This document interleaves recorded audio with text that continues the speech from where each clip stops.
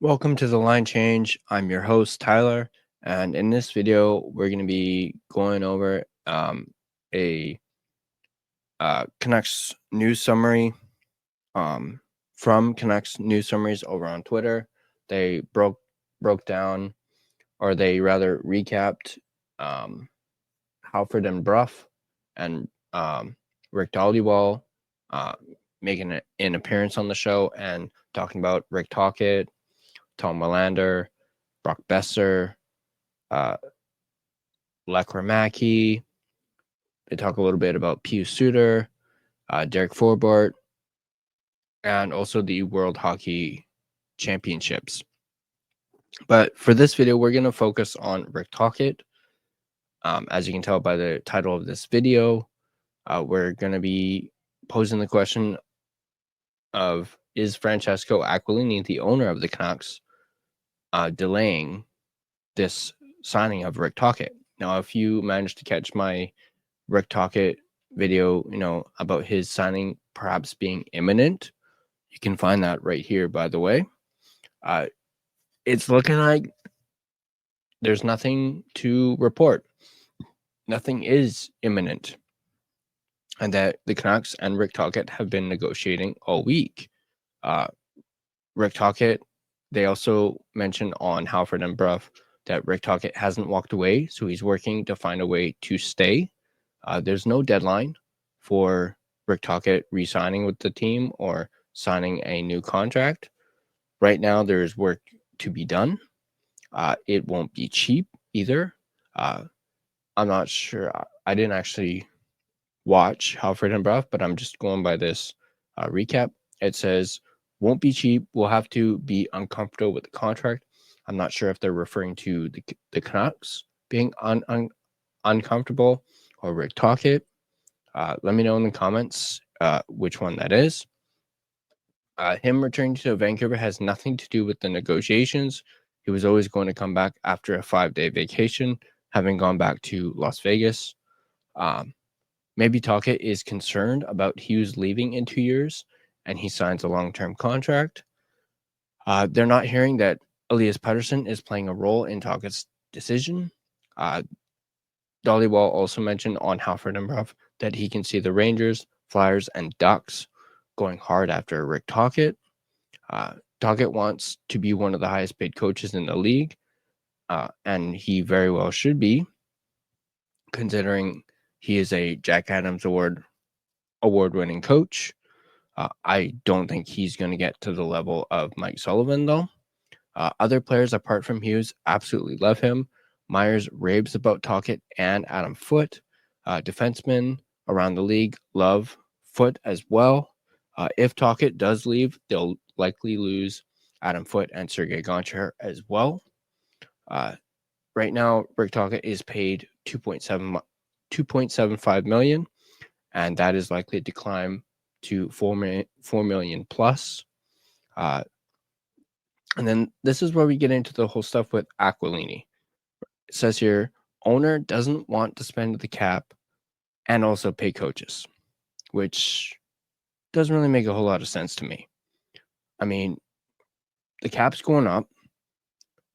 You need at least 3 forwards, top 6 forwards at that, especially depending on if Besser leaves, if Suter leaves, there's 2 right there. You still need your second line center, which you're likely going to have to get via a trade. And keep in mind, coaches' salaries do not, they're not a part of the salary cap. They're not a part of the cap. So however much you pay a coach, it doesn't go with the cap. So they are separate. So that's another reason why I don't think this makes a whole lot of sense. They also, Dhaliwal also mentioned he talked to people last night, as in Thursday night, that they'd be surprised if Tocchet comes back, which those that want Rick Tocchet to come back are not going to like hearing that. But shifting away from Tocchet slightly, let's talk about Tom Willander. The fact that he still hasn't signed yet is just mind-boggling. He is with Team Sweden playing exhibition games. Most people around the league are surprised the Canucks are doing this with a first-round pick. The negotiations are not far apart, but both sides have dug in their heels. Some say the gap is only $200K. That's what's being reported right now, that the gap between the two sides is $200,000. Cooler heads should prevail. Willander wants to turn pro and is willing to go to Abbotsford, has never asked for guaranteed ice time. He isn't asking for full max bonuses. The longer that this goes, the more likely he goes back to college or plays in Europe. They also talk a little bit about Lakromaki and how Rutherford and Albion were in attendance for the Abbotsford playoff games. Rutherford did not attend game 2. Some have said he was invisible in game 1. Canucks will be looking for 3 top 6 forwards this summer, as I mentioned earlier. Everyone should be on the table in trades. Lakromaki has no points in 7 games. Moving on to the World Hockey Championships. Rick Dhaliwal doesn't see Suter, Besser, Myers, or Höglander playing at the World Hockey Championships. In regards to Pius Suter, contract talks are quiet. No offer has been made yet, which kind of blows my mind that things have been so quiet with Pius Suter. It makes me think both Suter and Besser are going to walk in free agency for nothing, which would be a huge mistake, I think, on this management's part. I'd be fine with if they let one of them walk, but they need to at least sign one of the two. And I'm firmly in the camp of re-signing Pius Suter, because that's one less center you're going to have to go out and look for. They're already planning on looking for 3 forwards, as I mentioned. Someone to replace Besser. It's a lot easier to find 1 center than it is 2. Speaking of Brock Besser, doesn't look good when it comes to him coming back to the Canucks, but you never know. Both sides are going to feel out the market. So basically what that means is the Canucks haven't offered him a new contract, and they're going to let him test out the market and see what's out there and what he's offered. Dhaliwal was told that the relationship is still good between the two sides, which is a little surprising. Brock Besser had asked for long-term on his previous contract, which he obviously did not get. Moving on to Derek Forbort, he had surgery to repair a broken orbital bone. He is doing well.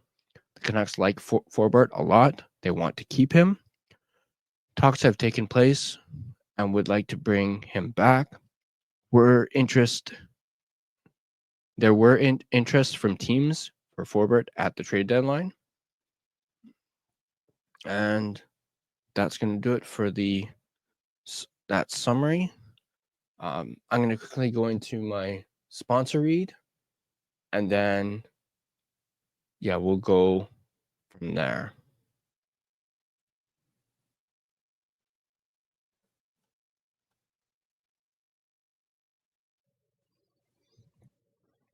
Are you looking for an energy drink that is jitter-free, crash-free, no sugars, no artificial colors or dyes, and no calories? Then Dubby Energy is for you. With over 15 plus unique custom-made flavors, go ahead and get a starter sampler pack, which includes 3 different flavors.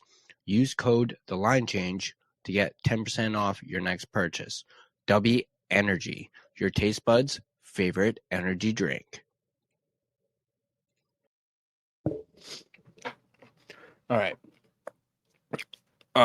So in regards to the stuff about Aquilini, I think, that's something that could be a possibility. Could Aquilini's reluctance to pay coaches be what's stopping Rick Tocchet from signing on the dotted line? Like, is Francesco Aquilini being a cheap ass when it comes to paying Rick Tocchet, who, as I keep saying, is a Jack Adams Award winner and deserves a raise for what he's done since coming on board 2 years ago. Obviously, a lot of Canucks fans absolutely despise Francesco Aquilini. You see it all over social media, all over Twitter. You see the, FU, Francesco FU Aquilini all over. And I will admit, I'm not a fan of Aquilini myself. I think he's a clown. And he just seems very shady. I just look at him and I'm like, I can just read just by looking at him that he's a shady individual. He's got that look. I don't know if that makes any sense to anyone, but I look at him and I see someone who's shady. And this shows that he's being a little shady. I mean, obviously there's the stuff with Trevor Linden, which left a pretty bad taste in my mouth. As how do you mess up, that whole thing with Trevor Linden? He was your president. He's, a Canuck legend. And how did you mess that up to the point where he walked away from the organization that he's been a part of for the majority of his career, and had, from what I understand, he had some big things planned for the Canucks. Obviously, there was a disagreement between the two when it comes to a rebuild. Aquilini was adamant that he did not want to rebuild, despite Trevor Linden, pushing for it. But yeah. Let me know what you guys think in the comment section down below. Do you guys think Aquaman, as some have referred to him as, or Aqua, is he to blame? Possibly for Rick Tocchet not having signed yet? Is he to blame for the whole Tom Willander thing? Is he the reason why, the two sides are apart by, from when it's reported, $200K? Is he the reason for that? And if the Canucks do not end up signing Willander, it's going to look really bad for the Canucks. Not to mention, if Rick Tocchet doesn't make a decision by Monday, I think Canucks fans are going to have to start showing some concern on what's going on and where this is going. But once again, let me know in the comment section down below what you guys think. As always, if you like this video, go ahead and hit that like button. If you're not subscribed to The Line Change and want to stay up to date on all your Vancouver Canucks content, go ahead and smash that subscribe button. And then also hit that bell. That way you're notified every single time we upload a video. You can find us on social media on Twitter/X @LineChangeVan. You can find us on Instagram @TheLineChange. You can find us on Facebook if you just search The Line Change, and you can find our Facebook page. If you prefer an audio version of this podcast, you can find us on both Apple Podcasts and Spotify. If you do, please be sure to rate and review. It would be greatly appreciated. And that's going to do it for this video. As always, I'll see you guys in the next video.